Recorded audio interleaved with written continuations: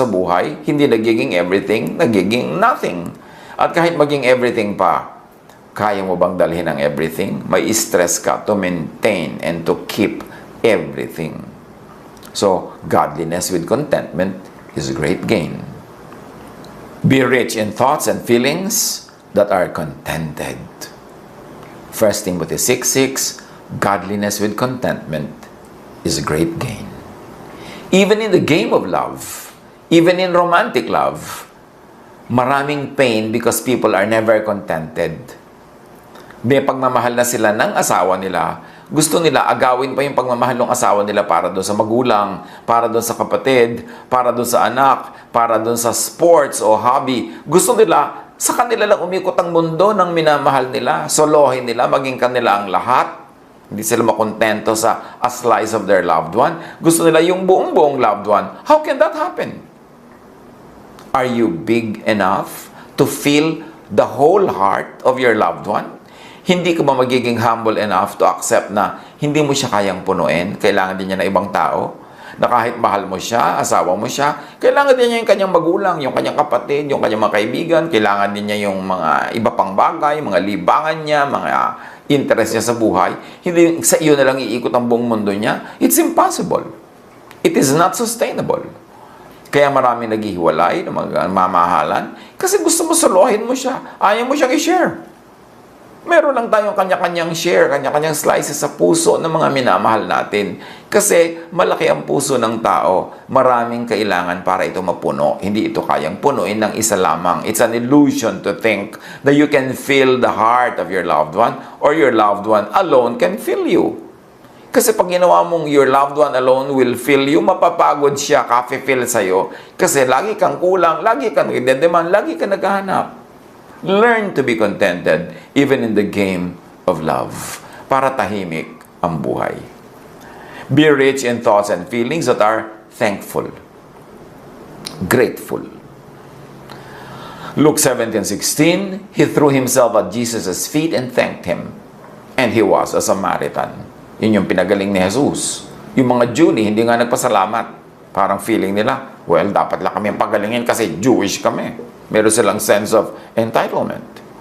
2 Corinthians 4:15, all this is for your benefit, so that the grace that is reaching more and more people may cause thanksgiving to overflow to the glory of God. Ang taong liligaya, ang puso na magiging kingdom of God ay isang pusong mapagpasalamat.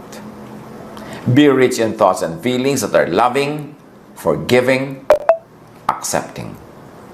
Galatians 5:22, but the fruit of the Spirit is love, joy, peace, forbearance, kindness, goodness, faithfulness. Ito ang idinudulot sa isang puso na pinaghaharian ng Diyos. Sa isang puso na munting langit at kalangitan kasi Diyos ang nag-ahari doon. Luke 10:27, he answered, love the Lord your God with all your heart and with all your soul and with all your strength and with all your mind, and love your neighbor as yourself. Ang pag-ibig sa kapwa, ang pagpapatawad, ang walang patakarang pagtanggap, yan ang susi sa isang buhay na malalangit. Yan ang susi para ang ating puso, ang ating isip ay maging munting langit na pinaghaharian ng Diyos. Romans 15:7, accept one another then, just as Christ accepted you in order to bring praise to God. You know why many people are sad? Because they reject others rather than accept them. Especially kung nire-reject mo sarili mong magulang, sarili mong anak, sarili mong asawa, sarili mong kapatid, sarili mong kaibigan, kapitbahay kaya, reject ang ginagawa natin, so nagiging hell ang ating puso at ang ating isip imbes maging heaven. Being rich in thoughts and feelings is heaven on earth. Ang tao na mayaman ang kanyang puso, ang kanyang isip, ang kanyang damdamin, sa kapayapaan, sa katahimikan, sa pag-ibig, ay nasa langit. Dahil nasa kanya ang langit. The kingdom of heaven, the kingdom of God, is in you, within you, in your midst. Matthew 6:10, ang prayer na itinuro ni Jesus, hindi yung dalin mo po kami sa langit. No, no, no, no. Ang turo niya, ito daw ay pag-pray natin, your kingdom, O God, come. Your will be done on earth as it is in heaven. So kung natutupad sa puso, sa isip, sa damdamin natin ang kalooban ng Diyos, bumaba na ang kaharian ng Diyos sa atin, nasa atin ang puso at nasa ating isip. Being rich in thoughts and feelings means sulit na panahon. It also means sulit na buhay. Yun ang ibig sabihin na mabuhay. Kaya sikapin natin na taon-taon, buwan-buwan, linggo-linggo, araw-araw, oras-oras, minuto, meron tayo sa ating puso ng rest, ng peace, ng love, ng relaxation, ng happiness, ng enjoyment, dahil yon ang nagbibigay ng malalangit na buhay sa atin. Umiksi man o humaba ang ating numerical life, ang number of years, it is the quality of our minutes, of our seconds, of our moments that really matter. Ecclesiastes 11:9, you who are young, be happy while you are young, and let your heart give you joy in the days of your youth. Follow the ways of your heart, and whatever your eyes see.